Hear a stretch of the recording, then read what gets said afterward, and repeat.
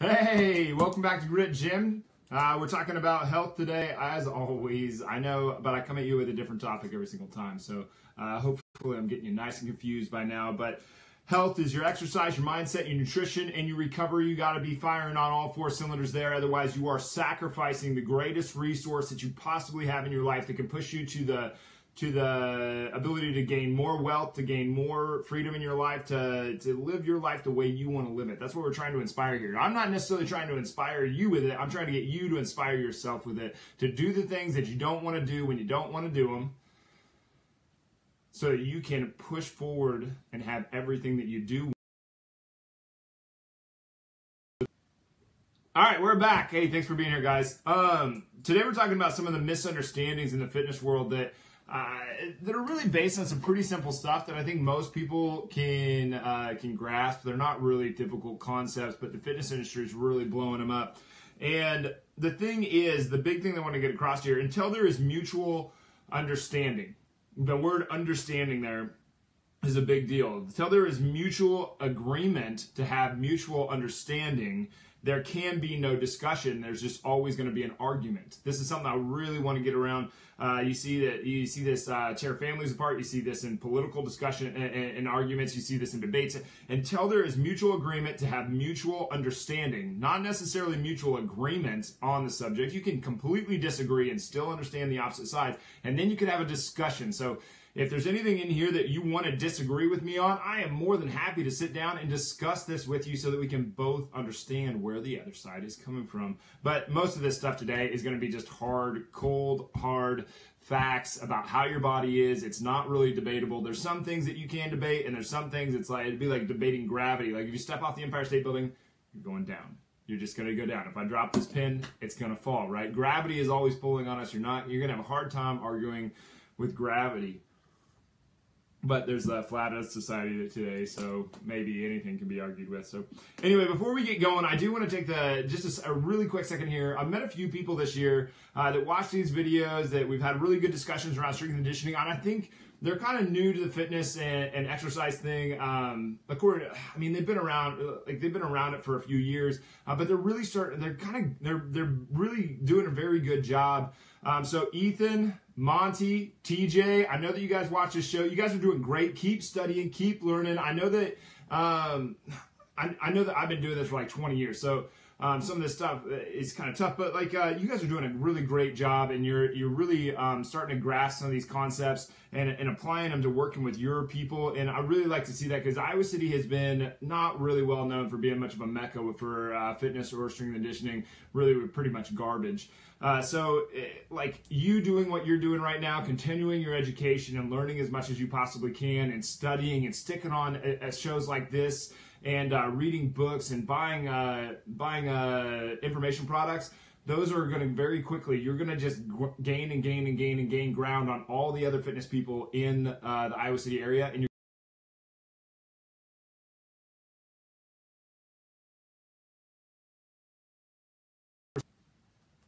hey, we're back. I'm actually going to kick us off of Instagram, see if this helps out. But the more that other fitness professionals can get educated, the more that Iowa City and the more that the world gets educated, you'll see through these jokers that have no clue what they're talking about. And I think that's a really, really good thing as time goes along here. And I think time will tell who's the really good people to go to and who's not.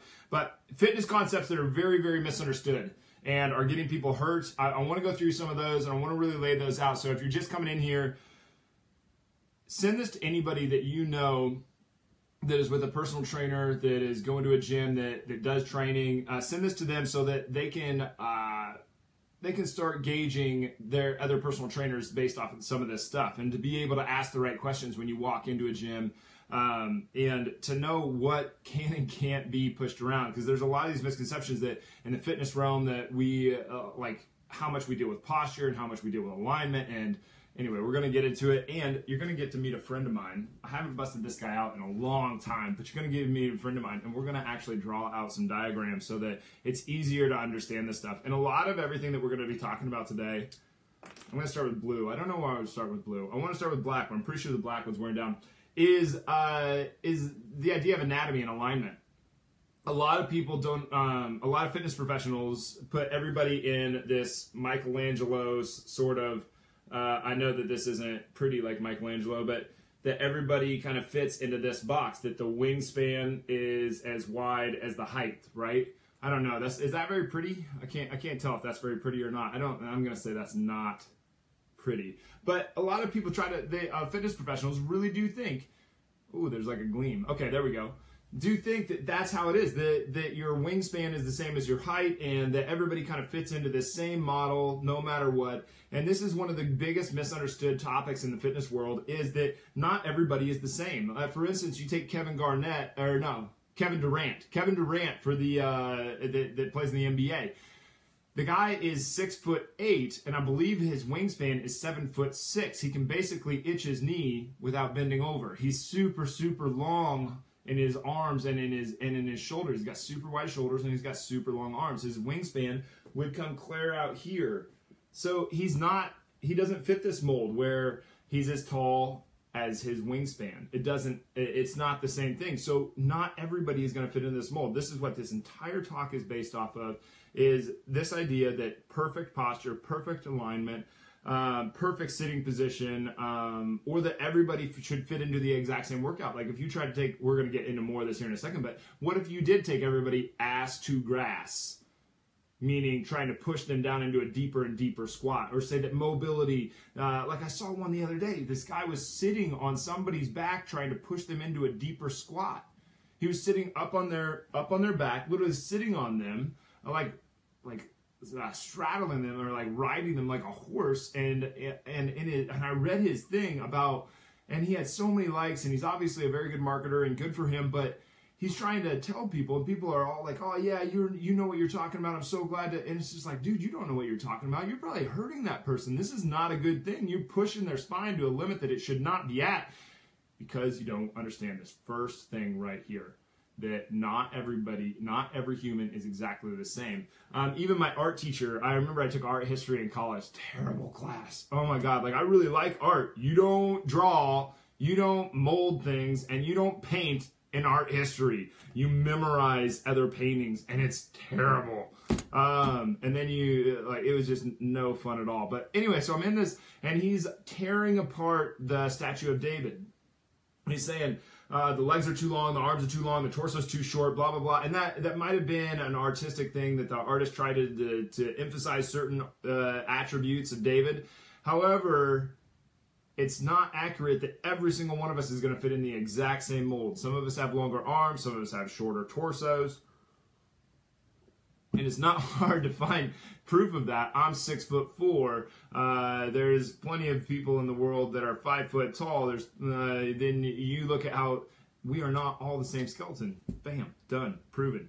Don't need scientific proof for that, do you? Okay, there's something else going on it's called rector bottom. It's super misunderstood. So rector bottom is basically when your knees bend backwards. So let's say you've got thoracic spine here, you've got lumbar spine there, then you've got a hip. Let's say they have a very neutral pelvic alignment, and then their cervical spine kind of goes like that. And let's say they have pretty good posture. So they're kind of in ideal posture up top. And then when they come down, instead of having this good kind of angle, like that's exaggerated because I want you to be able to see this. And then the knee, they don't do that. Their knees go backwards, kind of like this, like a bird. All right. That's exaggerated, grossly gross, but this is rector bottom right here. It's where your knee bends backwards a little bit because like your body is basically relying on the passive restrictions of your skeleton. It's really not good. It's really not good for your knee long term. However, it's an obstacle. It's not a disorder. It's an obstacle that you're going to have to overcome, because in the fitness world, some people seem to think that this is correctable. Well, this person is going to be fighting with this forever. They're going to be having this obstacle forever. This is just kind of how their body is. Like some people are going to be more prone to a more kyphotic curve, or a more lordotic curve, or a more anterior tilted pelvis. Or what about forward head posture? Like that. Some people are going to be more prone to certain things than others. They're just going to be more likely to have them. So this person, let's say they have record bottom, we can look and we can try to optimize certain things here, but we cannot correct this. This isn't a correctable thing. It's something that's going to, and if you are going to optimize, not correct, if you're going to optimize this thing, really we're just trying to get more towards a better alignment. And so there's a few things that we can probably point at, like maybe we've got a stiff ankle, because look at that dorsiflexion is obviously not there, because it should be able to dorsiflex pretty far. You should be able to bring that toe back up towards the knee. But this is going to cause some long-term problems. This little angle right here, it's going to cause some long-term problems. So we do want to optimize and move something more towards this, but this is not necessarily something that should keep you from exercising, and it's not necessarily something that you get to like overcome and cure. It's not a disease. So that's one thing. Record bottom is something that's grossly misunderstood. It's not that big of a deal. It doesn't mean that you have a disorder or that you can't work out or anything like that. It's an obstacle, right? So we can also go on to like bow-legged. So let's say we've got a hip and we've got femur, femoral shaft. Obviously my drawing, good thing I didn't take that art class, huh? But anyway, let's say that we've got a little bit of a bow to the leg. All right, we're gonna get rid of this one on this other side because it's ugly. All right, so let's say we've got some bow to the leg. I can't tell you how often I hear fitness professionals say that they can cure bow-leggedness. There is a way to cure bow-leggedness, and the only way that you're going to do it is if you bust that bone. The only way that you're going to cure this is if you bust that bone. And really, bow-leggedness is not necessarily a problem. It can be a little bit because just because of how your tib-fib sits, like one side's going to get a little bit more attention and wear and tear than the other side from right to left here. So the outside is just going to have a little bit more, and that outside bone just does not tolerate the stress as much as the bigger one. So there can be a little bit of problem here if you're like an extreme case where you're really out there. But for the most part, people that are just a little bit bow-legged, there's not a problem there. You shouldn't even try to be correcting that. But the fitness industry does try to do that, and it's a little bit disgusting. The mindset around that something's wrong with you, we got to correct it. No, something is it might not be exactly where we want it, and we can try to optimize that a little bit, but we don't want to sit here and try to, like, what are you going to do? You're gonna have that person squeeze things? I don't know. But I cannot tell you how many times I've heard that people can correct a bow-legged position or bow-legged posture. Perfect posture also doesn't exist. Perfect posture is not a real thing. It's like kind of like perfect squat technique. Excuse me. Everybody is going to squat just a little bit different. You might even squat on your right leg different than you squat on your left leg. So if you want to get in really good squat position, stand up, squeeze your butt as hard as you possibly can, get in that good clench, like really squeeze it hard. And then pick up your toes and kind of figure out where they sit naturally. The position that your toes end up in while you're in that really tight butt clench is where you should point your toes while you squat. That's how you know where to put your feet when you're squatting. And you might find that one foot deviates a little bit different than the other side. Are you Amanda Scott says she's squeezing. Get that clench. Squeeze that butt. And I'm not saying squeeze your butt with your hands. I'm saying squeeze your butt with a contraction of the muscle. That was a bad one. That was bad joke. Anyway, so that's the way that you find out how to squat from. So even from there, is there perfect position? Because one side's a little bit different than the other side, right? So it's not the same. So perfect squatting position doesn't work. Perfect alignment isn't a thing. Perfect posture. Is there a perfect posture? All right, this is how it should kind of go. So let's say perfect posture is neutral hip, just like that. And then we've got a little bit of a lumbar curve, a little bit of thoracic curve, little cervical curve, and then our head sits right on top, shoulder kind of sits back in there. Say that the knee comes forward a little bit. I think it's a little longer than that. And then, okay, so I think most people would say that that's probably pretty good posture. That's probably pretty decent posture, right? But this doesn't actually happen in real life. Everybody is going to have a little bit of a tilt one way or the other through here. Everybody's going to have a little tilt there, and everybody's going to have a little bit of a cross up here. everybody's going to have these two crosses going on, and I would like to actually make a third because there should be one down here at the ankle too. But anyway, most of us are going to focus on one of these. So if there is too much thoracic, a lot of time the person will have just fine posture up top, but they'll have like this really excessive anterior tilt. And there's nothing really wrong with this until it becomes so extreme that this is this huge curve and this is this huge curve, or until they're symptomatic, until they're painful. So what I'm trying to say here is there's always a little bit of deviance. So in the fitness world, we try to just say, no, this is how it should be. It's just one line, bam, that's how it should be. No, it should be a range. You should be thinking, like, we need to think in ranges. So when you're working on your own posture, don't put yourself in this really tight little box. It's like, no, this is perfect posture. Well, that's not perfect posture necessarily. Some people, everybody's going to be working towards a little bit more optimal position, and everybody can always improve. But at some point, you can have people that, I'm kind of bouncing around here with my topics, but you can have people that move all that are in different ranges that are moving towards different things. So for me to back up a second, you can have people that have a really stiff thoracic spine. Okay, let's me back up even more. You've got this. This is kind of like optimal position, right? Well, most people, I'm going to switch up colors because I'm running out of gas.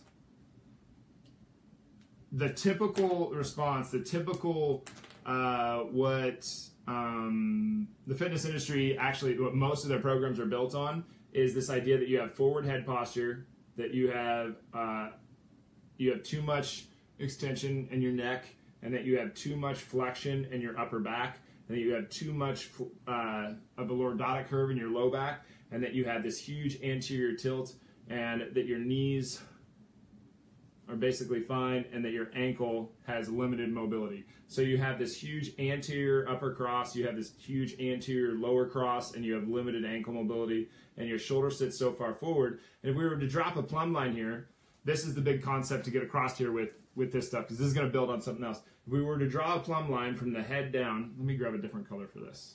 I'm going to get fancy, grab a different color. We're going to drop a plumb line, and we're going to go straight down from the eyes. Our body is actually back here, right? But our brain and our head and our eyes are up here, and this is where it can process from. It's our eyes and our brain are up there. I think that you can see that now. But our body is clear back here. So our mind is processing, and this isn't flu-flu nonsense. This is the most cutting edge theory. This is theory of physical therapy and how it actually works. So if your mind is up here processing everything and giving you the senses for how you're going to navigate your environment, but your body is clear back here, well, the mind thinks that the body is up here. It doesn't think that it's back here. So it's acting as if, and there's a discrepancy between this, and then everything here gets a little messy. Right? So the shoulder doesn't have as much stability. The upper back and the neck are doing jobs that are not necessarily theirs. They're holding the body up in a way that fatigues them faster. There's more pinching of the nerves back in the low back because they're basically pointing in at each other instead of being flat like that. And that causes all these kind of problems, right? So, but not everybody fits in that same model. Some people will have really nice neck and head posture, and then they will have this super stiff upper back, and then they'll have this exaggerated lower back posture, and they'll have that anterior tilt. I've got too many things going on here.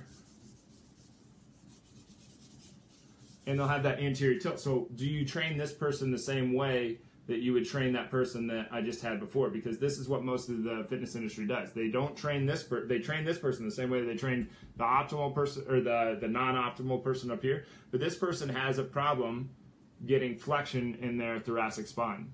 They need to be able to get here more. So there's a little bit of an issue. I'm getting like way technical. Sorry guys. But I hope that this is interesting for you. If it's not, sorry.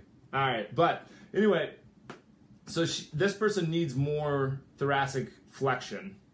Okay? And you wouldn't be able to train this person the same way that you would train the other person. That's why there has to be individualization. That's why perfect posture doesn't exist. That's why perfect alignment doesn't exist. That's why perfect technique is not a real thing. And putting that pressure on yourself that you have to be perfect is an insanity that's going to drive you nuts. It's not about being perfect. It's about optimizing what you already have.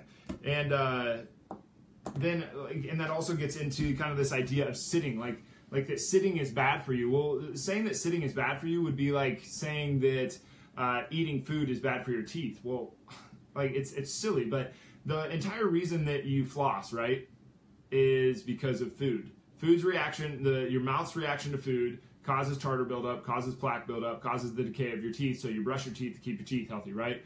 Well, is that like if for all the time that you spend exercising, you're going to have to sit down for afterwards to recover. You can't just be up all the time. Sitting is not cancer, like the internet would make you believe. What else do we? Oh, hip sockets. That's what I really wanted to go over today, because hip sockets are pretty fun. Let's see if black works. Black does not work very well. We're going to stick with green. Green seem to be doing okay. So hip sockets is an interesting thing, and this is where like the astragalus and what I want you to realize by the time I'm done here is that the pelvis and the scapula are the same thing. One has just been split apart and is on two separate sides of the body. So the shoulder blade is the same thing as the pelvis. It's the pelvis of the upper body. So with hip sockets, you've got one hip socket. Ooh, man, oh man. That doesn't show up very well, does it? Green does not. You guys can't see green. Well, you let me know. Can you see green? Let's try blue again. So you've got a hip socket, right? Let's say that's your pelvis. We're just going to go with that for a pelvis. Now, some people will have, I'm running out. Some people will have a hip socket that sticks out like this and goes straight down. Now that person is going to squat completely different than someone with a femoral shaft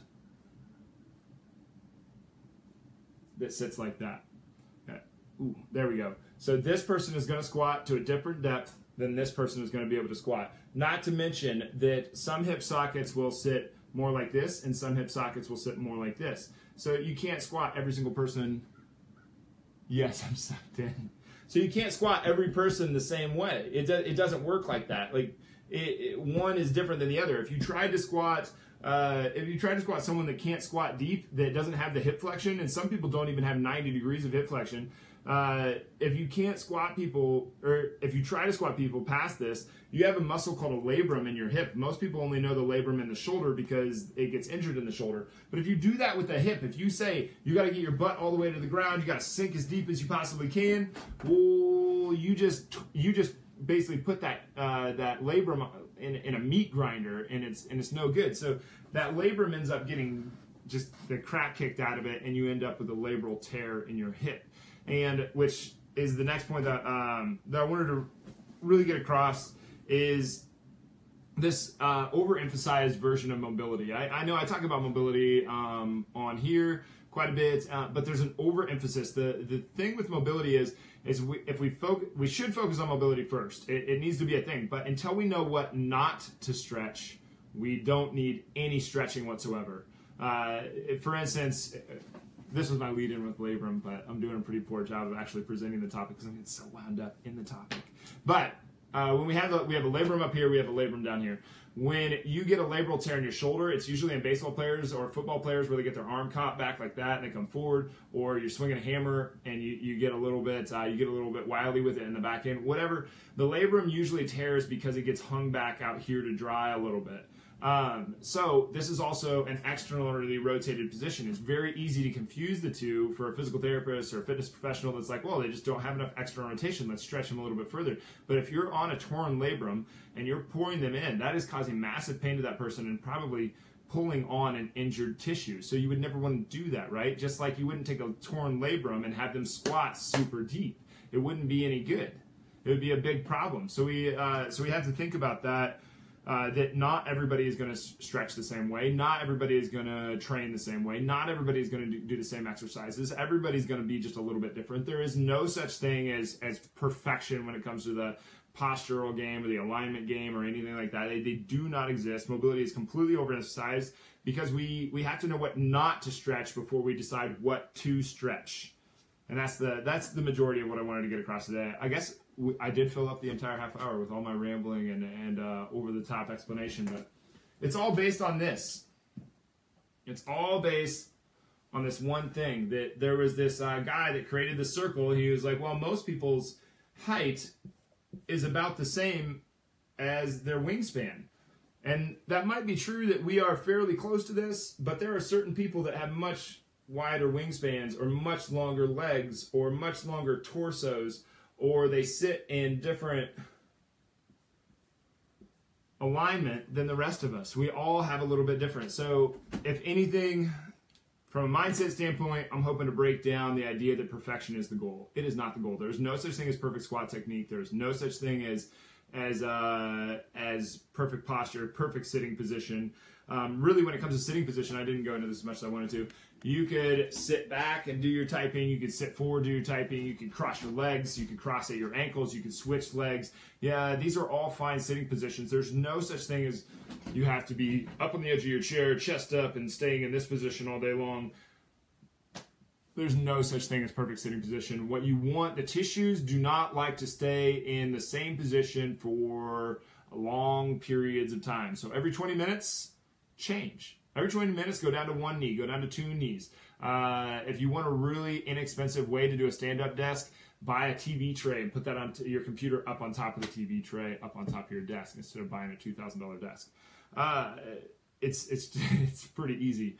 But there's no such thing as perfect in the gene pool world. We're all just a little bit different. We all have to train just a little bit different. But most of us that have 2 arms, 2 legs, and a core, we can have a few principles that work amongst all of us. But this idea that you can correct things, or that the fitness industry can correct things, no, we can't. We can optimize. We can make things a little bit better, and we can get a little bit stronger, and we can get in a little bit better shape, and everything feels a little bit better. I heard a quote, a 1-hour workout is 4% of your day and can change 100% of your life. I really liked that one the other day, but I think they're exactly correct. But this idea that you have to be perfect is insane. So anyway, those are some of the fitness topics that are grossly misunderstood on the internet, and I really hope that this clears some of it up. I hope you guys got something out of it. Please, just like always, click the share button. Send this out to everybody that you know. Obscurity is our biggest obstacle. Health is your biggest resource, and we want to have a positive impact on that. You guys know my goal. I want to help 1 billion people in my lifetime. I want to help over 1 billion people in my lifetime, so I need some help doing that. So please help me out and share it. But anyway, thanks for being here, guys. We'll be back.